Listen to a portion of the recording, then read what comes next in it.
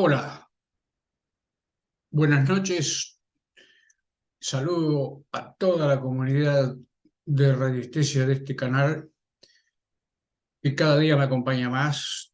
Me da una enorme satisfacción conseguir en las charlas de los sábados o en los videos que voy subiendo mucho más gente que hace un año o dos atrás que sigue los temas de radiestesia y sus derivados. En la charla de sábado, como todo tipo de directos, siempre quedan preguntas, inquietudes, y voy a tratar de resumir a esta hora de la noche, 22 casi en el Uruguay, que es la que más me gusta trabajar, algunos de ellos para allanar, adelantar las próximas charlas de los próximos videos.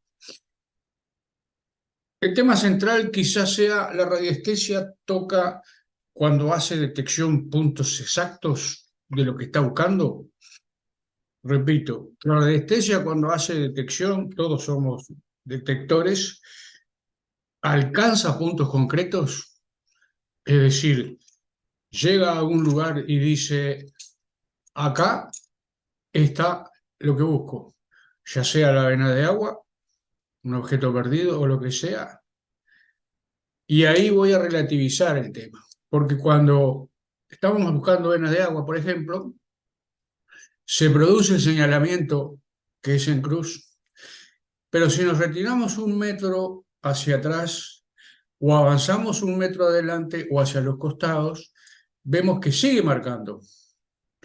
Entonces eso desorienta un poco, dado que nos preguntamos, pero ¿hacia dónde sigo? Este hermoso trabajo que realicé hace muchos años para un cultivador de flores de Chile, en la provincia llamada Hijuelas, muy cerca de Valparaíso, lo repasé porque justamente él tenía un problema de que se le había secado un pozo acá al costado de la vivienda, y me llamó la atención que detecté casi que enseguida una abundante vena de agua que pasaba por el costado del pozo y seguía hacia atrás de la casa. Cuando encontramos una vena de agua no es la única que hay. Puede haber dos, tres, cuatro o más. Pero muchas veces la confusión, voy a buscar mi agüita, es que pensamos que es la misma. No es así. Sucede que son varios ramales o es uno que se desprende en dos o tres. Lo que yo he leído, porque sigo el tema de muy cerca, me gusta mucho, pero no tengo una empresa de perforación, es que siempre es bueno no tomar el más ancho, la vena más gruesa, sino un costado, a los efectos de seguir ayudando al drenaje de los otros ramales. Y curiosamente, al me han encargado trabajos en las afueras de Maldonado, donde hay algunos vecinos, porque una cosa que se pregunta normalmente y debe preguntarse es a los vecinos, ¿alguien sacó agua de aquí? Así, sí, yo saqué, no, yo a mí no saqué nada. Pero puede haber dos vecinos, a unos cuantos metros de donde tú quieres hacer la perforación o detectaste la vena de agua, que tengan provisión de agua subterránea. Pero quizás una vena viene de un sector, de un lado, y la otra que puede venir del mismo orientación cardinal, punto cardinal o más lejos, se nutra de otra vena de agua. Entonces, cuando hay varias, hay que elegir primero la que sea más cercana a la vivienda o al evento que queremos producir con el agua, riego, lo que fuere, para evitar, evidentemente, un gasto mayor de cañerías. Pero a su vez, no siempre es bueno detectar la más ancha para no perjudicar a las otras.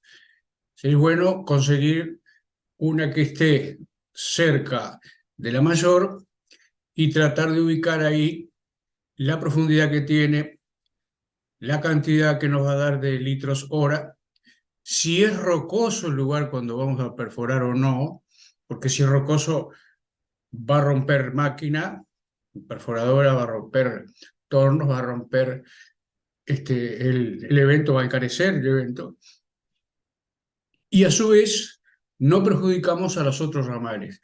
No porque los que están más lejos vayan a quedarse sin agua, sino porque ayudamos a que la vena mayor de ese ramal que se abrió en tres o en dos, se nutra de de su padre, digamos. Además, hay que evaluar una cosa que me enseñó alguien que trabaja en una empresa, que aunque no haya ningún vecino alrededor, la perforación tiene que hacerse por lo menos de 30 metros para abajo, aunque detectemos agua a 10 y a 20 metros. Porque hoy no hay nadie, pero mañana, si es un campo o una zona poco poblada, puede venir más personas a poblar. Los pozos sépticos generalmente se hacen bajos, no muy profundos, pero drenan hacia justamente la vena de agua que perforaste muy arriba. En Uruguay hay una disposición incluso del Ministerio de Ambiente de que los 30 primeros metros hay que sellar los caños para que justamente esa agua contaminante, que puede ser de pozos de cámaras sépticas o de glifosatos o de determinados tóxicos que se usan para fumigar sembrados y que no te contaminen el agua que tú sacaste de los 20 o 10 metros porque estaba cerca.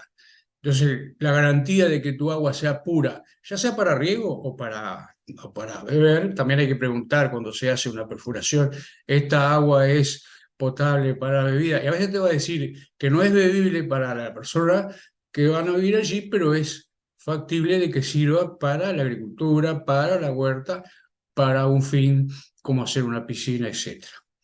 Entonces, quería dejar claro que, repito, cuando tú llegas al punto donde las varillas se cierran y dicen, acá hay agua, no necesariamente ese punto que está marcando las varillas es el lugar en donde realmente está el agua, sino que tenés que correrte un poco hacia adelante, un poco hacia atrás, hacer una triangulación y ahí ver cuál es el mejor, que lo podés preguntar con el péndulo.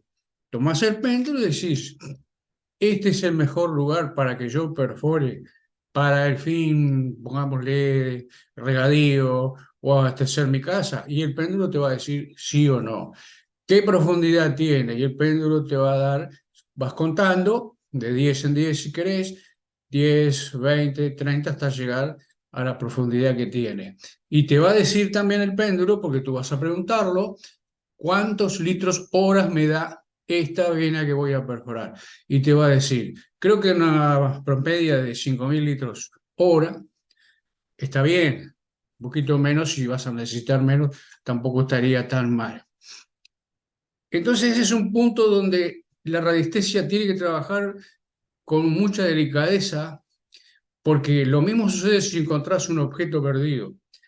Quizás te esté señalando que el lugar es acá, pero tengas que correrte un metro y lo vas buscando con el péndulo hacia un lado o hacia el otro, en donde realmente el objeto perdido está y aparece, aunque sea un lugar un poco salvaje en cuanto a forestación. También sucede lo mismo cuando nosotros hablábamos el sábado pasado, en la charla, sobre las escalas. Le voy a reconocer a Marisa de Chile que tiene razón. Yo puedo tomar, por ejemplo, este trozo de pan y preguntar simplemente si es bueno para mi salud en este momento actual en que estoy viviendo, y él contesta que sí. Pero sucede, y acá voy a mostrar la estrellita de la noche, esta es mi escala en formación, en borrador, que estoy armando en forma artesanal, no soy buen dibujante, para utilizar una escala hecha de puño y letra con el respaldo de el señor A. Bovis y su colaborador, el ingeniero Simon Otemón, que es la original, la que ellos crearon y que después se difundió en forma de semicírculo. Entonces ustedes verán, y Marisa tenía razón, que si yo tomo el péndulo, y ahora voy a explicar un poco la escala que estoy fabricando, el elemento PAM, y lo pongo en este momento, es saludable para mí, el péndulo va a girar más rápido, porque lo estoy pasando o lo estoy colando por la escala que inventó el amigo Bovis y su compañero de trabajo, el ingeniero que tiene un apellido difícil, Simonotemón. Pasa lo mismo con este prospecto que me hace propaganda de, no les voy a dar hambre, pero lo tengo que nombrar, ¿qué voy a hacer? Pizza de mozzarella, pizza con pimiento, pizza con jamón, pizza con perón. Entonces yo lo coloco acá, en mi mano. Primero lo hago separado. Estos elementos de pizza que están en el volante de publicidad son buenos para mí. Y me dice que no. Lógico. Es un alimento tóxico de lo que llaman ahora chatarra. Sigo hacia abajo y dice faina entero, y aquí no me haría tanto daño. Pero lo mejor es tomarlo y sobre la escala, que yo voy a llamar la escala en base a Bovis, complementado por el ingeniero Simonotemón, lo tomo y pregunto, vamos a ponerlo así a ver si se aprecia, este folleto que hace publicidad de mozzarella, de pizza mozzarella y variedades, ¿es bueno para mi salud? Y fíjese la negativa, más amplia, con más giros que si lo tuviera suelto al costado mío. La escala que yo estoy armando artesanalmente en base al amigo Bovis y al amigo Sigmund Tenor es esta. No sé si está simple o no. Y le voy a explicar una cosa que yo puse una escala de 0 a 45.000 porque me he encontrado en la Casa de la Cascada, en un plano de un campo que me mandó José de España, que agradezco mucho, con 33.000 y 44.000 unidades Bovis. Entonces la amplié, porque para leer textualmente, nuestro amigo Bovis empezó con escalas de 1.000 a 10.000. Después vino una suiza y la amplió. Después vino otro que conformó una casa de ventas francesa, creo que era, y armó un semicírculo de 0 al 30.000. Pero observen que la parte que ellos dicen donde hay problemas de enfermedad está entre 4 y 4.500, que coincidiría con los semicírculos que andan por ahí fabricados en la era más reciente. Y que una persona con frecuencias por debajo de los 6.500 estaría con algún problema de enfermedad, mientras que alguien que esté entre 7.000 y 8.000, está señalado ahí en el color naranja, ahora voy a explicar lo de los colores, estaría en una zona saludable. ¿Por qué puse estos colores? Que lo fui probando con el péndulo. En una época yo seguía 300 sueños, anoté, a un autor que nunca más lo sentí nombrar, Alex Tanut y Timothy Craig, El sueño y el poder psíquico. Creo que esta edición ya debe estar reagotada. Pero en la parte de los colores, que ahí me vino la idea de poner un color que identifique cada casillero, dice que el beige tiene un significado de idealismo, el negro sugiere problemas y dificultades, el azul la serenidad, el marrón problemas, el verde equilibrio físico, el naranja sugiere fuerza física, el rosa hace referencia al equilibrio emocional, el blanco la espiritualidad, el amarillo referencia al equilibrio mental y sigue las interpretaciones. El color, tú lo puedes elegir. Entonces, vieron que yo puse los colores adecuados a donde dice zona terminal, lo puse en rojo, podría haber puesto otro color, pero ahora les explico cómo lo hice. En la zona de enfermedades graves, lo puse en negro. En la zona de zona saludable, verde. Generalmente se identifica el verde con lo saludable, con lo sano, con lo alegre. Y la zona de estado de alfa, que es ese estado que promovemos para hacer la preparación antes de salir a detectar, un estado de semiluela, uno está durmiendo pero está despierto, semidespierto y semidormido, lo puse en color naranja claro, que es tomado de la interpretación que hace el amigo acá de los sueños. Las zonas de energías sutiles, que es la búsqueda fundamental que yo digo que tiene la radiestesia, lo puse en color amarillo. El amarillo tiene la fuerza de una energía sutil, que hay que buscarla, que hay que trabajarla para tratar de que se despierte a medida que hacemos radiestesia. Y las zonas de muy alta vibración, puse un azul y puse también un naranja más fuerte, porque me pareció que eran los colores que podían mostrar lo que quiere decir altas vibraciones. Pero elegí los colores y le fui pidiendo al péndulo que me dijera aprobado o no. Entonces estoy haciendo una escala, que no soy buen dibujante, digo, esto es artesanal y recién la estoy armando, con colores en que yo puse el péndulo y dije, para la zona saludable, ¿ya? Levanto un poco el papel. ¿El verde es el color adecuado? Y el mismo péndulo me contestó que sí. Y así fui haciendo con todos los colores para identificar cada zona que vamos a estudiar.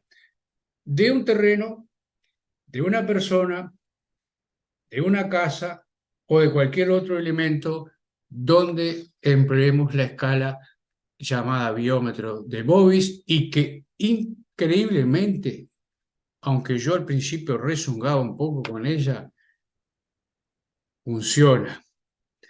Úsenlo, funciona. Y ahora, sin quererlo, cuando yo uso la que es en forma horizontal, original de Bovis, que tiene solo un promedio que va de 1000 a 10.000, hay coincidencias, pero hay una separación, o sea, hay un sí que se prolonga, por ejemplo, de 7 a 8.000. Yo tengo un pequeño problema de hígado graso y entonces lo probé con eso.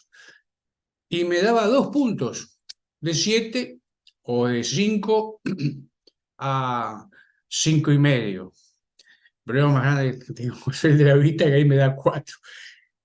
Y entonces me dio la explicación de que uno cuando encuentra y detecta algo, tiene que decir entre 7 y 8 o entre 5 y 6.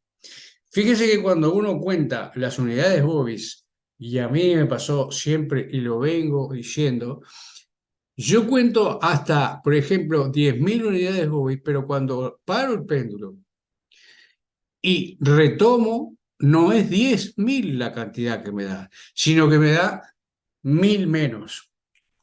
Tanto si lo hago con el péndulo este como el de madera, me regaló el amigo Jorge, el, el margen que me da, yo pregunto por unidades Bovis, llega a 10, pero cuando freno el péndulo, descanso y vuelvo a preguntar, no es 10, es 9.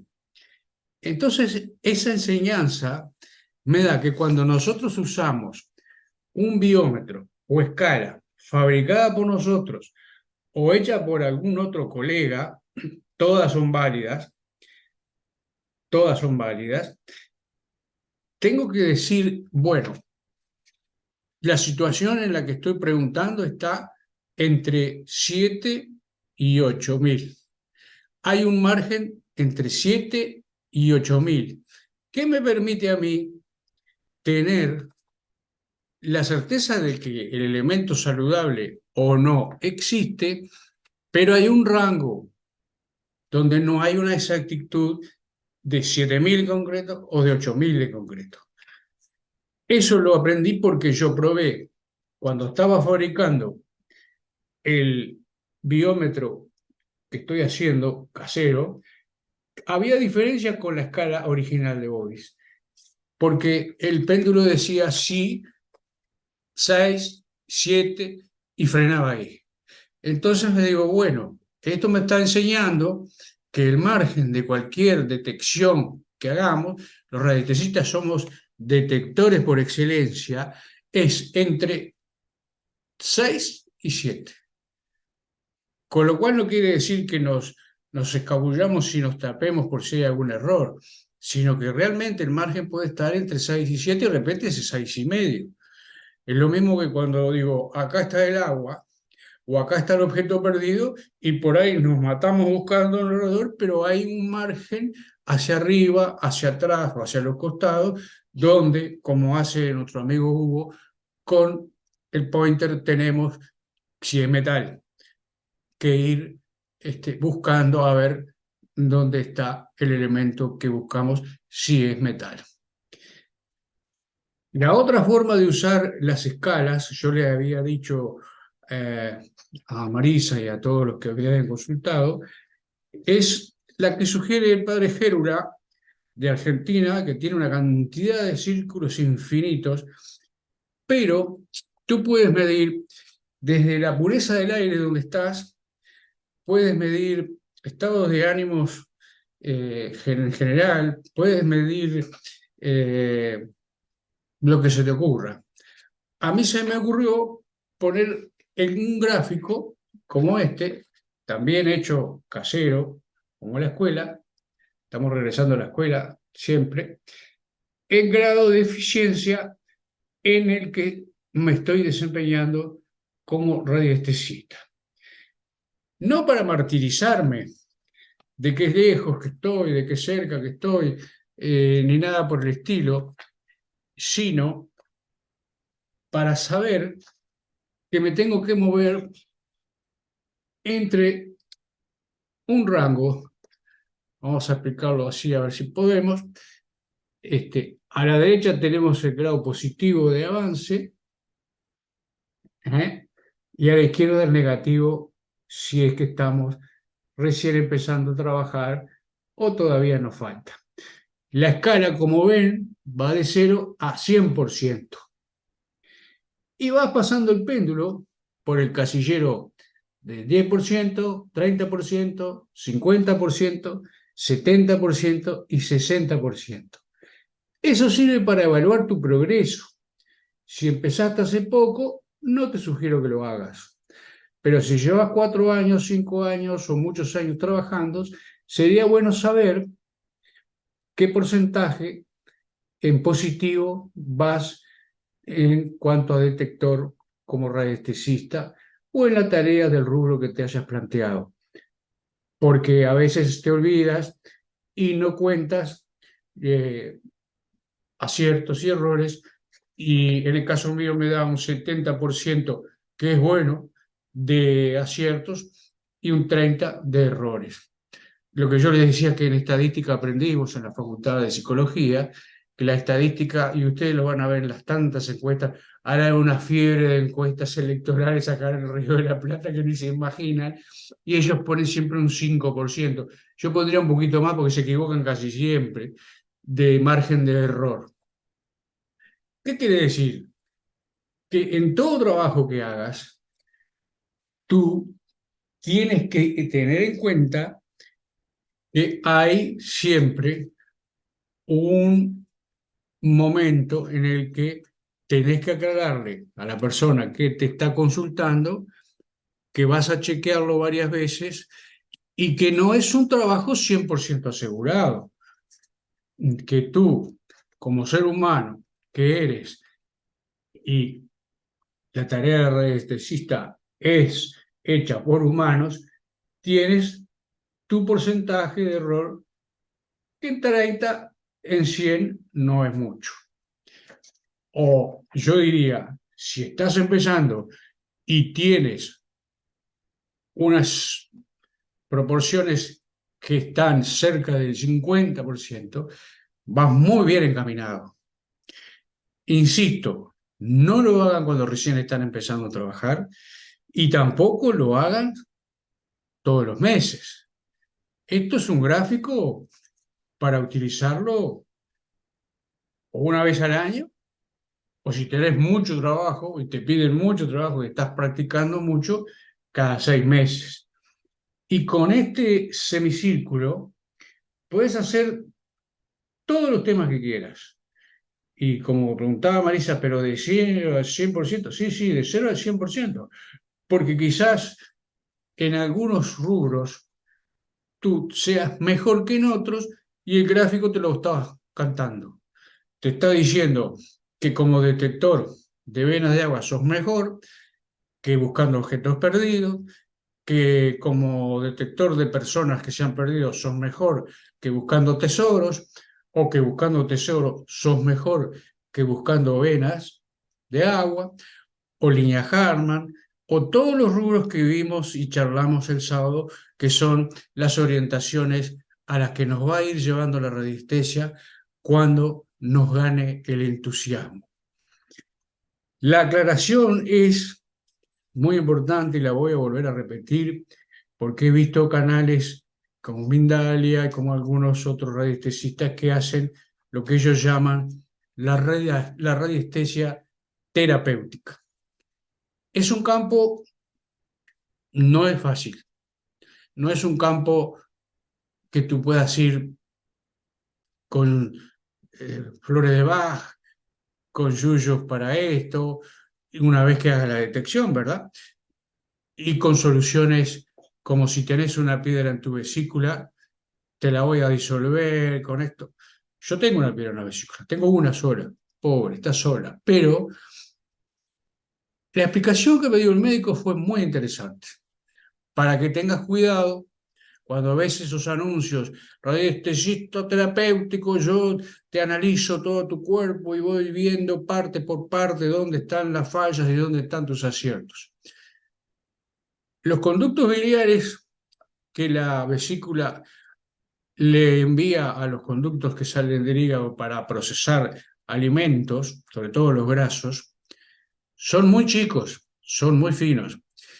Con el tiempo, todos llegamos a tener esas piedras porque hemos comido mal, con mucha grasa, por la edad, por la herencia, y el orificio de salida de la vesícula hacia esos conductos biliares que después se conectan con los intestinales es de 5 milímetros. Y hay piedras que son más grandes. Entonces el cirujano me decía, bueno, tiene una sola, no tiene problemas. ¿Por qué se forman? Porque hay un sedimento que va quedando de cada uno de sus trabajos que hace la vesícula cuando elimina grasas o ayuda al hígado a eliminar grasas, que va quedando como una especie de arenilla barrosa que después se transforma en piedras. Y hay gente que tiene una enormidad. Entonces, cuando te ofrecen disolver esas piedras con radiestesia terapéutica o con jugos verdes o con elementos no médicos, están haciendo un trabajo peligrosísimo, ¿Por qué me decía el cirujano? Porque el orificio es chico y quizás la piedra que achicaste con alguna de esas fórmulas tan artesanales que andan, pase el orificio de la vesícula hacia los tubos intestinales, pero se trabe más abajo y entonces tenés un problema de urgente internación en un sanatorio para operarte y que te retiren la piedra que se atracó y hasta la vesícula.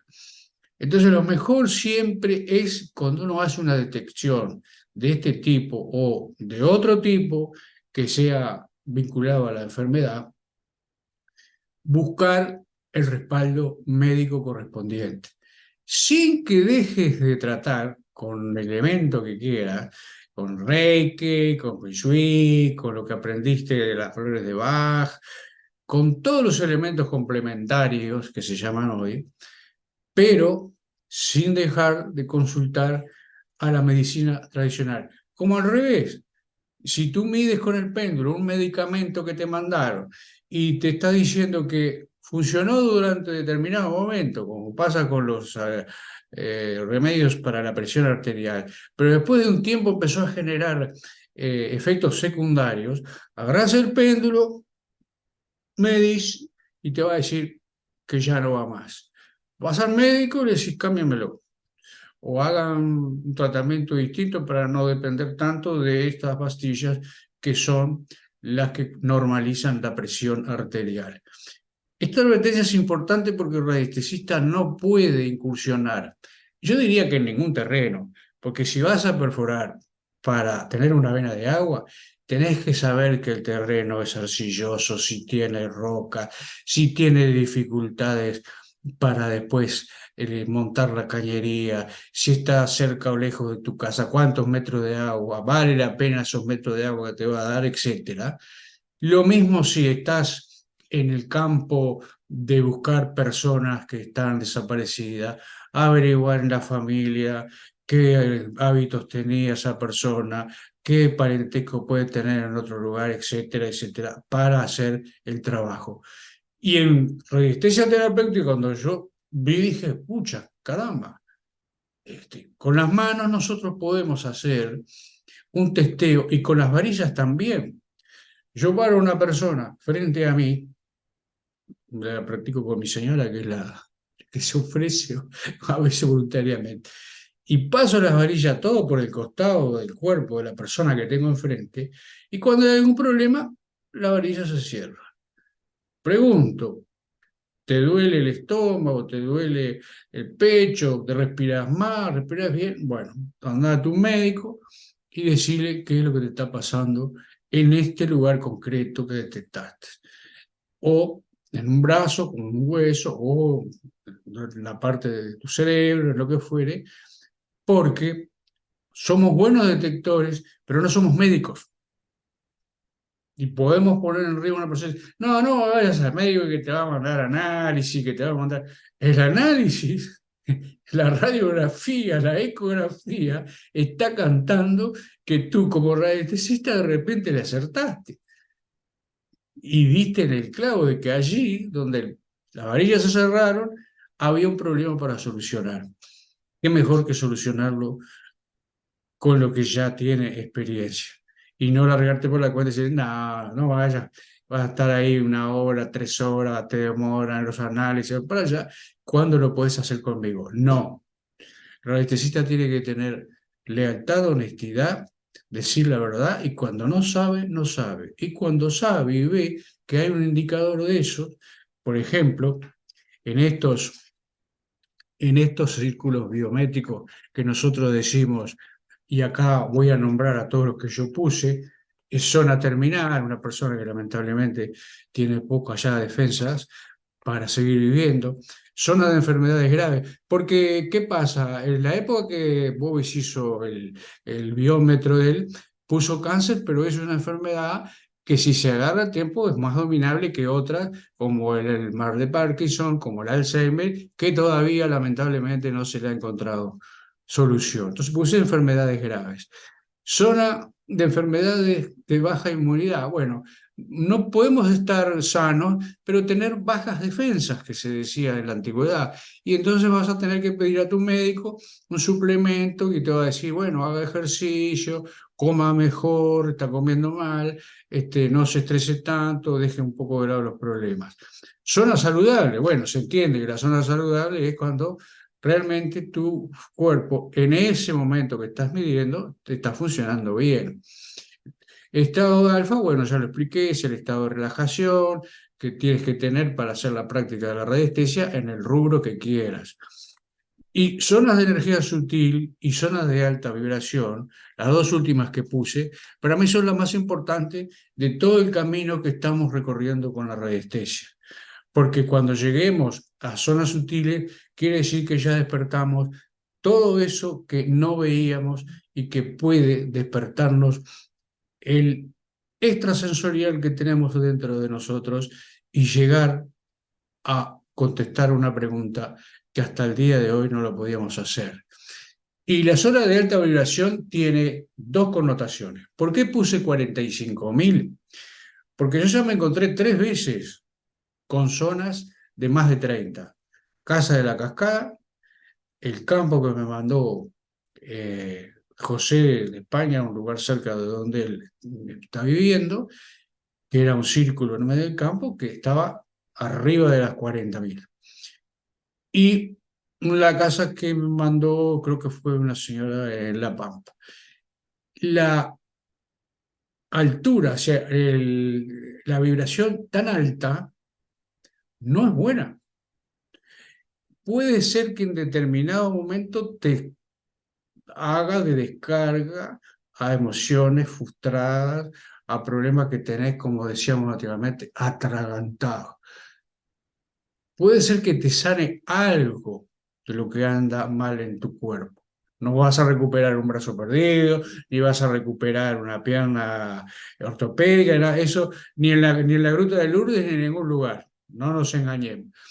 Pero no podés estar mucho tiempo, porque estás como en un horno, que con tan altas vibraciones, y yo lo pregunté, ¿cuánto se debería estar en este lugar que tiene 44.000 unidades móviles?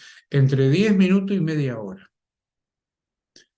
Hace tu descarga ahí, llora todo lo que tengas que llorar, larga emociones, ahí o cuando salgas, y después te retiras. Porque tan malo es tener unidades móviles de 1.000 o 1.500 como de 45.000, que se da. Hay lugares que lo tienen, ¿eh? Algunos le llaman vórtice, yo le llamo un punto de altísima vibración, que es lo que estábamos buscando. Y cuando fui a la glorieta de madera, en el círculo aquel, medía 18.000 en el centro, pero en los bordes bajaba. Y que también vi en el canal de nuestro amigo Guillermo de Buenos Aires, Casa Saludable, cuando él fue a la Catedral de Chartres, que el recorrido del laberinto que se hace en el hall de entrada, en algunas partes, incluso arriba, cuando ya se iba llegando al final, tenía bajas unidades móviles, pero en el punto central había entre 18 y 20.000 unidades móviles, que es una medida interesante, buena y saludable. Quería aclarar esos puntitos que quedaron allí en la charla del sábado para que ustedes practiquen y me digan, no, mirá que yo me di lo que vos decís, no tiene nada que ver. La solución está en que practiquen y me manden ejercicios y que me critiquen cuando la cosa no va bien, y a su vez que agreguen sus experiencias, si pueden mandar el dibujito mejor. Y la conclusión es, todos podemos conformar una escala que sea buena para el trabajo que nos decidimos hacer, a distancia o frente a la persona o en el campo donde nos pidieron que hiciéramos una detección. Y esa solución no es universal con todos los biómetros. Hay un biómetro que puede funcionar mejor que otro, contigo. Hay una medición que puede ser discordante con la de un colega, entonces ahí habría que hacer un repaso, volver a ver cuál es el método en que cada uno preguntó, tú y el colega o los otros, y a partir de ahí tomás la decisión de dar la respuesta que estabas buscando. Pero recuerden, hay que ser abiertos, hay que ser humildes cuando se da un resultado, hay que probar todos los materiales que vienen de atrás, de que gente que practicó muchísimos años, como este señor Bovis, o el padre Gérula, o tantos otros, o las charlas que hace Daniel Ruidos en Tierra Áurea, que yo les puse en el video, o a Fernando Pérez en Salud Geoambiental, que es más vinculado hacia el lado de la física, pero de todos sacamos un poquito y vemos si nos sirve a nosotros en particular, porque puede ser que esa escala a otros no les sirva y que las mediciones no van a ser muy separadas en las cifras, pero cuando se trata de repente de una persona que está preocupada por un problema de salud, quizá la diferencia importe a esa persona y ahí hay que ser muy cuidadoso. Eso es todo por hoy. Quería entregarles estos puntitas que quedaron en la charla del sábado pasado y nos vemos dándole, como siempre, muchas gracias por el acompañamiento que me están realizando en mi canal. Será hasta el próximo video.